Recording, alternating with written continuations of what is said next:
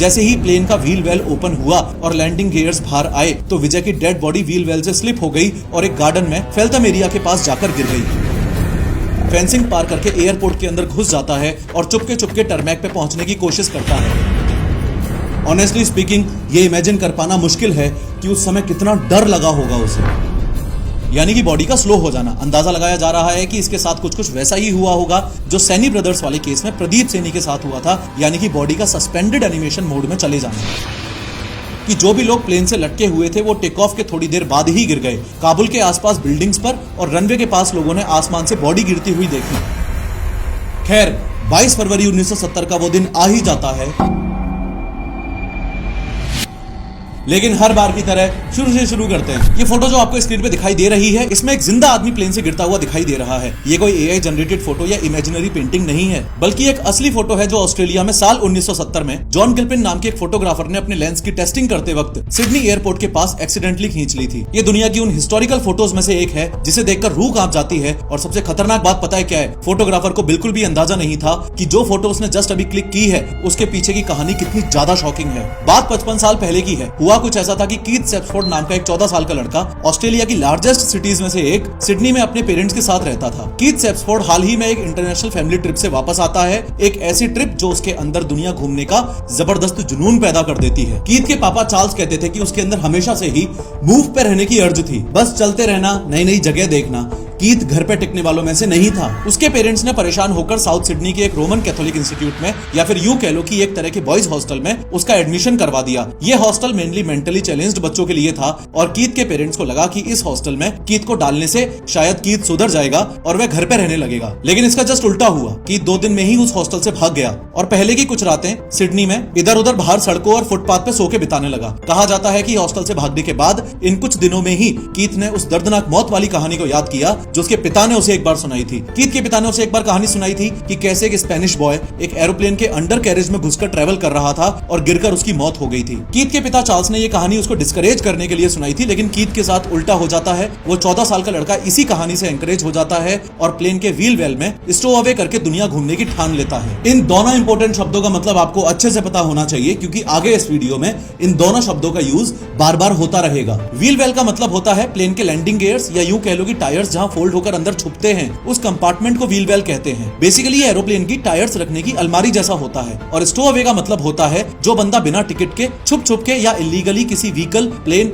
या ship etcetera में travel करे उसे स्टो अवे कहते हैं। खैर, 22 फरवरी 1970 का वो दिन आ ही जाता है। हॉस्टल से भागा हुआ 14 साल का कीथ सेप्सफोर्ड दुनिया घूमने के इरादे से Sydney Kingsford Smith international airport की फेंसिंग या बाउंड्री वॉल के पास पहुंच जाता है। जैसे तैसे कीथ फेंसिंग पार करके एयरपोर्ट के अंदर घुस जाता है और चुपके चुपके टरमैक पे पहुंचने की कोशिश करता है। टरमैक का मतलब होता है एयरपोर्ट का वो हार्ड सरफेस जहां प्लेन्स खड़े होते हैं या फिर टेक ऑफ और लैंडिंग से पहले रुकते हैं। आज से 55 साल पहले 1970 में इस लेवल की सिक्योरिटी एयरपोर्ट पर नहीं हुआ करती थी जैसी आज होती है। इसी वजह से कीथ सेप्सफोर्ड फाइनली एयरपोर्ट के टैक्सी वे तक चुपके से पहुंचकर जापान एयरलाइंस के पार्क्ड डगलस DC-8 एरोप्लेन के व्हील वेल में दबे पांव घुस जाता है। उसमें बैठकर अपनी जगह बना लेता है और अब बस वो इंतजार कर रहा था उस पल का जब उसके सपनों की उड़ान शुरू होगी। कुछ घंटे बीत जाते हैं और उसके बाद टेक ऑफ के लिए प्लेन सबसे पहला मूवमेंट करता है। प्लेन रनवे की तरफ जाना शुरू करता है और कीथ की धड़कनें तेज होने लग जाती हैं। जापान एयरलाइंस का ये प्लेन ऑस्ट्रेलिया के सिडनी से जापान के टोक्यो तक जा रहा है। इस सफर का डिस्टेंस लगभग 7,500 किलोमीटर होने वाला है और फ्लाइट का टाइम भी लगभग 8 से 9 घंटे होने वाला है। कीथ ने अपना सपना पूरा करने के लिए खतरनाक तरीका चुना। इसी तरह काफी लोग अपने टेढ़े मेढ़े दांतों को सीधा करने के लिए पेनफुल ब्रेसेस लगवाने जैसा खतरनाक तरीका चुन लेते हैं, जबकि उन्हें चुनना चाहिए एक स्मार्ट सॉल्यूशन जो कि है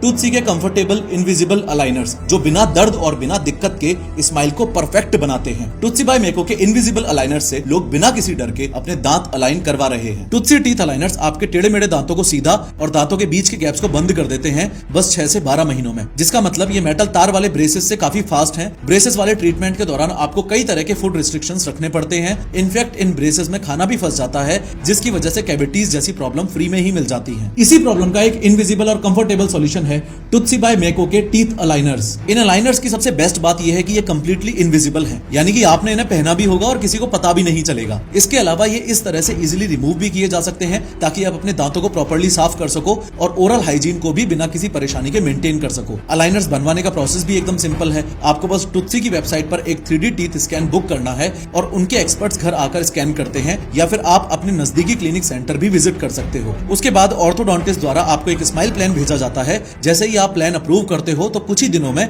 आपके कस्टमाइज्ड अलाइनर्स डिलीवर हो जाते हैं। टुत्सी के US FDA क्लियर्ड अलाइनर्स हजारों डेंटिस्ट और ऑर्थोडोंटिस्ट द्वारा अप्रूव्ड हैं और इससे 3 लाख से ज्यादा लोगों को ऑलरेडी अपना ड्रीम स्माइल मिल चुका है। गारंटीड रिजल्ट के साथ साथ EMI ऑप्शंस भी अवेलेबल हैं, starting at just ₹2500 per month. आज ही टुत्सी की वेबसाइट या ऐप से घर बैठे बुक करो एक फ्री टीथ स्कैन और शुरू करो अपनी smile makeover journey. Free teeth scan के लिए डिस्क्रिप्शन बॉक्स में लिंक है, अभी क्लिक करो। फाइनली वो पल आ ही गया जब प्लेन फुल थ्रस्ट पे जाता है, टेक ऑफ करता है और हवा में हो जाता है। यहाँ तक कीथ सेप्सफोर्ड की कहानी में सब अच्छा ही अच्छा था। फिलहाल वो खुश था कि सब जैसा उसने सोचा था वैसा का वैसा ही हो रहा है, लेकिन उससे एक बहुत बड़ी गलती हो गई। कीथ सेप्सफोर्ड ने सपने में भी नहीं सोचा था कि प्लेन के लैंडिंग गियर्स यानी कि टायर्स हवा में उड़ने के बाद वापस जब अंदर आएंगे तो व्हील वेल फिर से ओपन होगा। जिस बात का डर था वही हुआ, व्हील वेल ओपन हुआ और 14 साल का वो कीथ सेप्सफोर्ड जो दुनिया घूमना चाहता था 200 फीट की ऊंचाई से नीचे जमीन पर गिर गया और उसकी मौत हो गई। इस पूरे इंसिडेंट में rarest of the rare once in a lifetime moment ये भी कैप्चर हुआ कि सिडनी एयरपोर्ट के पास ही जॉन गिल्पिन नाम का एक फोटोग्राफर अपने कैमरे के नए लेंसेज को टेस्ट करने के लिए इसी एरोप्लेन के टेक ऑफ की फोटो कैप्चर कर रहा था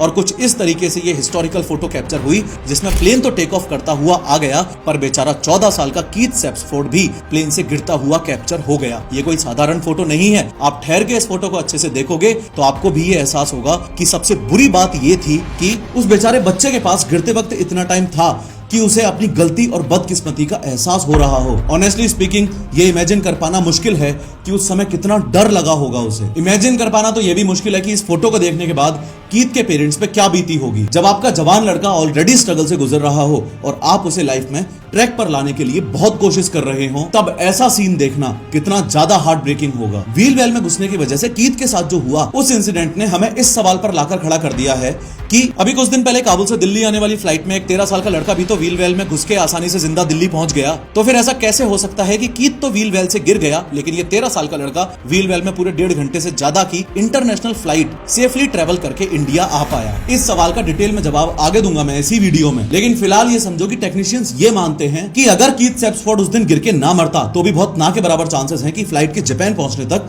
वो जिंदा बच पाता। जब व्हील वेल में स्टो अवे करके ट्रेवल करने वाले लोगों पर स्टडी की गई तो ये पाया गया कि फैटेलिटी रेट 77% से ज्यादा है, यानी कि ऐसे इलीगली व्हील वेल में घुस के ट्रेवल करने वाले हर 100 में से 77 से ज्यादा लोग डेस्टिनेशन पर पहुंच ही नहीं पाते हैं और अपनी जान गंवा देते हैं। और जो बचे हुए लोग अगर जिंदा पहुंच भी जाते हैं उसमें rarest of the rare condition में ऐसा होता है कि बंदा सही सलामत पहुंचा हो, जैसा कि हमें कुछ दिन पहले हुए काबुल टू इंडिया वाले 13-year-old अफगान बॉय के केस में देखने को मिला। अदरवाइज जो लोग जिंदा पहुंचते भी हैं वो असल में इस कंडीशन में जिंदा पहुंचते हैं कि उसके बाद में जिंदगी जीने का कोई खास मतलब रह नहीं जाता। इस डेंजरस तरीके से सफर करने से मौत हो जाने के पीछे या फिर परमानेंट इंजरी हो जाने के पीछे टेक्नीशियंस टोटल 5 रीजंस मानते हैं। सबसे पहला रीजन है हाइपोक्सिया यानी कि ऑक्सीजन की कमी। जब प्लेन 30 से 40 हजार फीट से ऊपर उड़ता है तो हवा बहुत पतली हो जाती है, मतलब ऑक्सीजन बहुत कम मिलती है। ह्यूमन बॉडी को सही तरह से चलाने के लिए ऑक्सीजन चाहिए और जब ऑक्सीजन कम हो जाती है तो दिमाग धुंधला हो जाता है, आदमी कंफ्यूज हो जाता है, बेहोश तक हो जाता है या फिर मर भी सकता है। इस कंडीशन को हाइपोक्सिया कहते हैं। व्हील वेल में कोई ऑक्सीजन नहीं होती तो ज्यादा देर तक वहां रहने का मतलब है दिमाग का फेल होना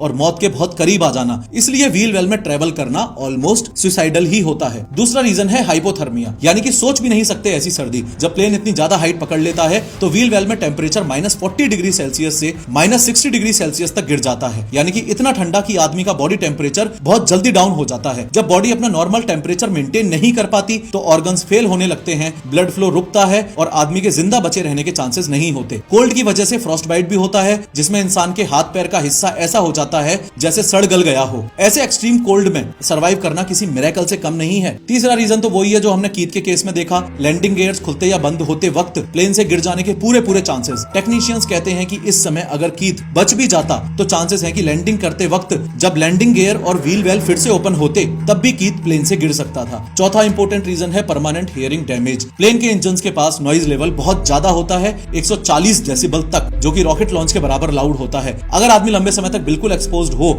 इस शोर के सामने तो उसकी हियरिंग परमानेंटली डैमेज हो सकती है। टिनाइटस की प्रॉब्लम भी हो सकती है, यानी कि कान में घंटी बजना। व्हील वेल में बिना किसी प्रोटेक्शन के एक्सपोज्ड रहने का मतलब है अपनी हियरिंग को जिंदगी भर के लिए खत्म करवा लेना। पांचवा मोस्ट इंपोर्टेंट और लास्ट रीजन है body crush. Landing gear retract होने के टाइम व्हील वेल का स्पेस बहुत छोटा होता है और मेटल पार्ट पार्ट्स उलझते हैं। स्टोअवे यानी कि वो बंदा जो इलीगली ट्रेवल कर रहा है, वो अगर जरा भी गलत जगह पर रहे तो गियर के पार्ट्स उसके ऊपर आ सकते हैं या उसको क्रश कर सकते हैं, जिससे बॉडी को सीवियर इंजरीज या उस बंदे की डेथ तक हो सकती है। कंपैरिजन के लिए ये स्क्रीन पे दिख रहा है ना, एरोप्लेन के टायर का साइज और इंसान का साइज। प्लेन के मैकेनिकल पार्ट्स और उनका मूवमेंट भी इतना पावरफुल होता है कि इंसान का जीवित बचना मुश्किल है। इन सब चीजों की वजह से व्हील वेल में छुप के ट्रेवल करना एक डेंजरस गैम्बल जैसा है, या यूं कह लो कि अपनी जिंदगी से सट्टा खेलने जैसा है। और यही रीजन है कि 77% से ज्यादा लोग अपनी जान गंवा देते हैं। खैर, अभी कुछ दिन पहले हुए काबुल टू दिल्ली वाले 13 ईयर ओल्ड अफगान बॉय वाले केस ने उन दोनों भाइयों की याद दिला दी जो साल 1996 में इसी सेम तरीके से ट्रेवल कर रहे थे। ध्यान से देखना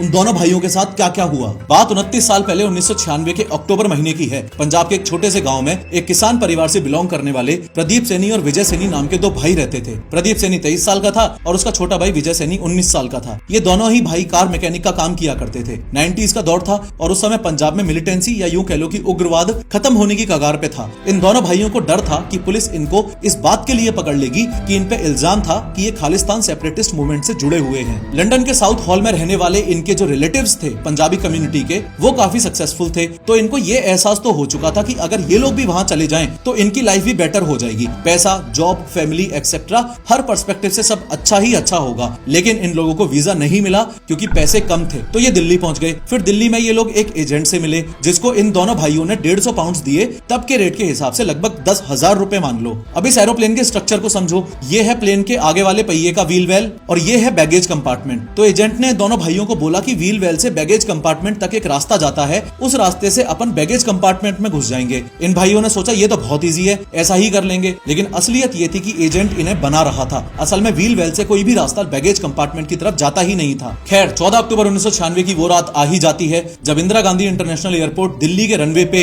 ये दोनों भाई अंधेरे में घुस जाते हैं। इन्हें पहला प्लेन जो दिखा यानी कि ब्रिटिश एयरवेज का बोइंग 747 जंबो जेट जो दिल्ली से लंदन जा रहा था, उसके नोज व्हील वेल में यानी कि प्लेन के सामने वाले चक्के के कंपार्टमेंट में ये लोग चढ़ गए। एयरपोर्ट्स पर उस समय सिक्योरिटी उस लेवल की टाइट नहीं हुआ करती थी जिस लेवल की आज होती है। अब ये दोनों भाई व्हील वेल में जाकर चुपके से बैठ तो गए, लेकिन इन्हें ये थोड़ी ना पता था कि बैगेज कंपार्टमेंट में जाने का रास्ता होगा ही नहीं। और ऊपर से इन्हें तो ठंडी का भी अंदाजा नहीं था, इसलिए ये लोग पैंट, शर्ट और थिन जैकेट जैसे साधारण कपड़े ही पहन के आए थे। अब जैसे ही प्लेन ने रनवे पे जाकर टेक ऑफ किया तो सबसे पहली भयावह चीज जो इन्हें महसूस हुई थी वो थे टेक ऑफ करने के बाद प्लेन के गर्मा गर्म टायर्स जो प्लेन के अंदर आए थे। व्हील वेल में घुसने के बाद से ही ये लोग लगातार बैगेज कंपार्टमेंट का दरवाजा ढूंढ रहे थे, पर दरवाजा मिल ही नहीं पा रहा था क्योंकि ऐसा कोई पैसेज का दरवाजा होता ही नहीं है। एजेंट ने तो इनको झूठ बोला था। ये पूरी फ्लाइट 6,500 किलोमीटर की थी, पूरे 10 घंटे की। और जैसे ही प्लेन 30-40 हजार फीट की ऊंचाई पे पहुंचा तो इन दोनों भाइयों की घिघी बंद गई। इन्हें ऐसा फील हो रहा था जैसे आर्कटिक में आ गए हो। टेम्परेचर -60 डिग्री सेल्सियस तक गिर चुका था। प्लेन के एक हाइट पे पहुंचने के बाद व्हील वेल दुनिया की सबसे खतरनाक जगहों में से एक बन जाता है। वहां प्रेशर, टेम्परेचर या ऑक्सीजन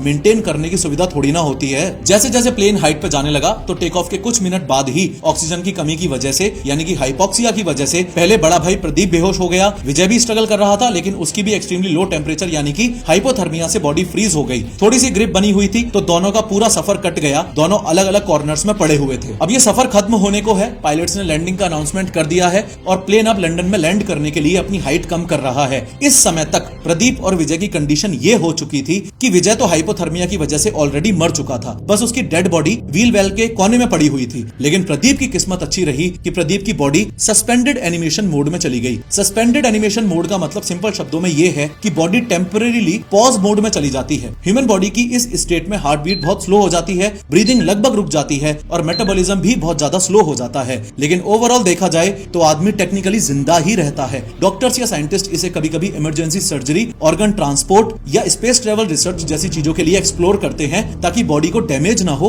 और टाइम फ्रीज जैसे इफेक्ट्स मिल सकें। लगभग 600 मीटर या यूं कह लो कि 2000 फीट की ऊंचाई पर अपने आप को लैंडिंग के लिए प्रिपेयर करने के लिए जैसे ही प्लेन का व्हील वेल ओपन हुआ और लैंडिंग गियर्स बाहर आए तो विजय की डेड बॉडी व्हील वेल से स्लिप हो गई और एक गार्डन में फेल्थम एरिया के पास जाकर गिर गई। ये अनआइडेंटिफाइड डेड बॉडी 5 दिन बाद मिली और फिर डीएनए से फैमिली का पता चल गया। वहीं दूसरी तरफ प्रदीप जिंदा था लेकिन बेहोश और डिसओरिएंटेड था। लैंडिंग के बाद ग्राउंड स्टाफ ने उसे रनवे पे पड़ा हुआ देखा, उसको हॉस्पिटल ले गए। कोई मेजर इंजरी नहीं हुई थी। वो कुछ भी याद नहीं रख पाया फ्लाइट का, बस अपने उस मृत भाई का नाम बार बार ले रहा था, बार बार विजय विजय पुकार रहा था नाइटमेयर्स में। प्रदीप की लीगल लड़ाई बहुत लंबी चली। पहले तो उसने यूके की अथॉरिटीज से असाइलम मांगा, लेकिन वो रिजेक्ट हो गया। ब्रिटिश लीडर्स और इंडियन ओरिजिन के लोगों ने उसका जम के साथ दिया। आखिर में प्रदीप यूके में सेटल हो ही गया। फिलहाल प्रदीप लंदन में रहता है और आयरॉनिक बात यह है कि उसी एयरपोर्ट पर काम करता है जिस एयरपोर्ट पर उसकी फ्लाइट लैंड करी थी। प्रदीप के छोटे भाई विजय की बॉडी को वापस इंडिया लाया गया। प्रदीप 6 सालों तक डिप्रेशन में रहा और कहता है कि अगर दोनों मर जाते या दोनों ही जिंदा रहते तो ही ठीक था, लेकिन एक ही रह गया,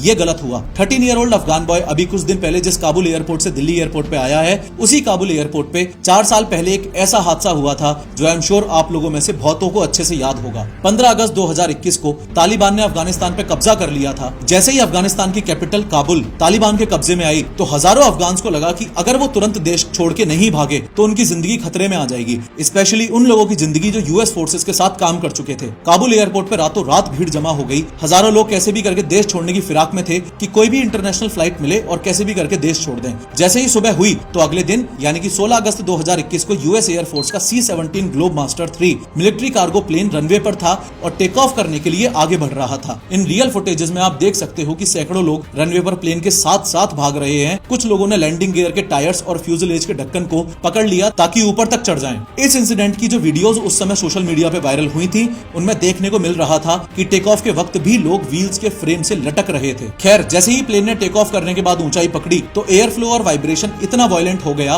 कि जो भी लोग प्लेन से लटके हुए थे वो टेक ऑफ के थोड़ी देर बाद ही गिर गए। काबुल के आसपास बिल्डिंग्स पर और रनवे के पास लोगों ने आसमान से बॉडी गिरती हुई देखी। सोशल मीडिया पे उनके गिरने की रियल वीडियोस वायरल हुई। बाद में जब यूएस एयरफोर्स ने इन्वेस्टिगेशन की तो पता चला कि जो लोग प्लेन से बाहर लटके हुए थे सिर्फ वो नहीं मरे, बल्कि कुछ लोग रनवे पे दौड़ते हुए प्लेन के टायर्स के नीचे दबके भी मर गए थे और कुछ लोग व्हील वेल कंपार्टमेंट में भी घुस गए थे, जिनकी डेड बॉडीज लैंडिंग के टाइम पे मिली। सिर्फ पैसेंजर्स और यूएस ट्रूप्स जिन्होंने ऑफिशियल प्लेन को बोर्ड किया था, लैंडिंग होने के बाद बस वही सेफ बचे थे। ये केस पूरे वर्ल्ड के लिए शॉकिंग था और इस केस में भी व्हील वेल कंपार्टमेंट के सर्वाइवर्स 0 थे। अब ऑलमोस्ट सभी केसेस में व्हील वेल कंपार्टमेंट में हमको सर्वाइवल के चांसेस ऑलरेडी ना के बराबर दिख रहे थे। तो सवाल यह है कि 13 ईयर ओल्ड अफगान बॉय जो काबुल टू दिल्ली आया वो सही सलामत कैसे पहुंचा। देखो, अफगानिस्तान की कैपिटल काबुल से 250 किलोमीटर दूर एक शहर है कुंडूज नाम का। ये लड़का इसी शहर का रहने वाला था। तालिबान रूल की वजह से आज के दिन अफगानिस्तान में सिचुएशन काफी खराब है, कोई नौकरियां नहीं, गरीबी एक्सेट्रा। और जब देश की ऐसी कंडीशन होती है ना तो जवान लोग बहुत डेस्परेट होते हैं, कैसे भी देश छोड़ के भाग जाऊं और बेटर लाइफ मिले कहीं और। संडे को अर्ली मॉर्निंग में ये लड़का काबुल के हमिद करजाई इंटरनेशनल एयरपोर्ट पे पहुंचता है। सिक्योरिटी को चकमा देते हुए कुर्ता पजामा में पैसेंजर्स की भीड़ के पीछे पीछे छुपके चलता हुआ ये लड़का पहले तो टरमैक पे पहुंचता है और फिर व्हील वेल में घुस जाता है। उसके पास कोई सामान नहीं था। ये बस ऐसे ही आउट ऑफ क्यूरियोसिटी अफगानिस्तान से भाग के ईरान जाना चाहता था घूमने, इसलिए व्हील वेल कंपार्टमेंट में घुस गया। लगेज के नाम पे उसके पास बस एक लाल कलर का स्पीकर था और कुछ भी नहीं। यहाँ नोट करना कि ये बंदा काबुल से दिल्ली आने वाली फ्लाइट एयरबस A340 प्लेन के पीछे वाले व्हील वेल में घुसा था। प्लेन ने सुबह 8:46 पे काबुल अफगानिस्तान से टेक ऑफ किया। 1000 किलोमीटर का डिस्टेंस था और सिर्फ 94 मिनट्स की फ्लाइट थी। लगभग 1.5 घंटे बाद प्लेन दिल्ली के इंदिरा गांधी इंटरनेशनल एयरपोर्ट पे लैंड हुआ। सेफ लैंडिंग होने के बाद लड़का बाहर निकला और टरमैक पे यानी कि हार्ड सरफेस पे जहां प्लेन खड़े होते हैं वहां इधर उधर भटकने लगा। जैसे ही स्टाफ ने इस लड़के को देखा तो वो शॉक हो गए और इंडिया में एयरपोर्ट्स की सिक्योरिटी का ध्यान रखने वाली central industrial security force CISF के हवाले लड़के को कर दिया। CISF ने जब चेकिंग की तो कोई भी स्पाई या टेररिज्म वाला एंगल तो नहीं मिला, लेकिन और पूछताछ करने पर बस ये पता चला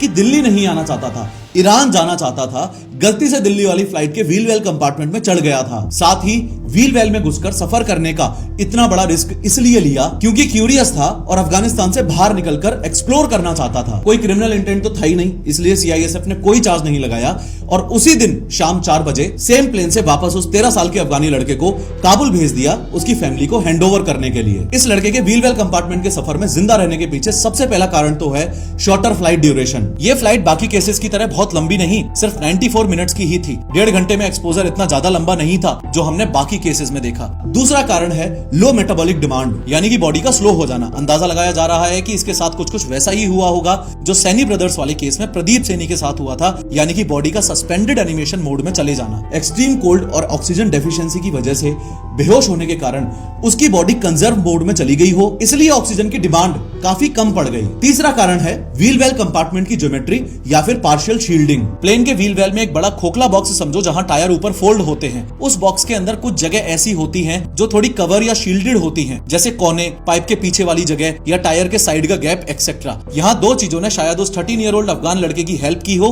सबसे पहला ये कि जब प्लेन टेक ऑफ करता है तो इनमें गर्म ऑयल होता है और टायर्स भी थोड़े गर्म होते हैं, तो शॉर्ट फ्लाइट ड्यूरेशंस में थोड़ी देर तक ये गर्माहट दे देते हैं। दूसरी चीज जिसने इस लड़के की हेल्प की वो है शेप ऑफ स्पेस, यानी कि अंदर कुछ कॉर्नर्स ऐसे होते हैं जहां हवा का डायरेक्ट ज्यादा फ्लो नहीं आता, इसलिए थोड़ा सा बचाव हो सकता है। इसका मतलब अगर कोई बंदा अंदर ही खोपचा ढूंढ के चिपक के बैठ गया हो तो वो भी कभी कभी इन गर्म पाइप या टायर के पास लग के थोड़ी हीट और हवा का प्रोटेक्शन ले सकता है। ये व्हील वेल कंपार्टमेंट की ज्योमेट्री वाला डिफरेंस काफी इंपॉर्टेंट है और इससे आपके उस सवाल का जवाब भी मिल सकता है कि कीथ सेप्सफोर्ड के केस में तो टेक ऑफ करने के बाद प्लेन के टायर्स अंदर लेने के लिए व्हील वेल कंपार्टमेंट ओपन हुआ था, जिसकी वजह से वो प्लेन से गिर गया। लेकिन क्या बाकी के केसेस में टेक ऑफ करने के बाद ओपन नहीं हुआ क्या? तो यहाँ इसका सीधा सा जवाब बस इतना सा है कि उस ओल्ड 1970s के प्लेन का टायर रिट्रैक्ट करने का मैकेनिज्म वर्सेस आज के जमाने के प्लेन का, मॉडर्न प्लेन का टायर रिट्रैक्ट करने का मैकेनिज्म, या फिर व्हील वेल कंपार्टमेंट का स्ट्रक्चर अंदर से कैसा है और कैसा नहीं, इसमें काफी डिफरेंस होता है। साथ ही इस बात से भी फर्क पड़ता है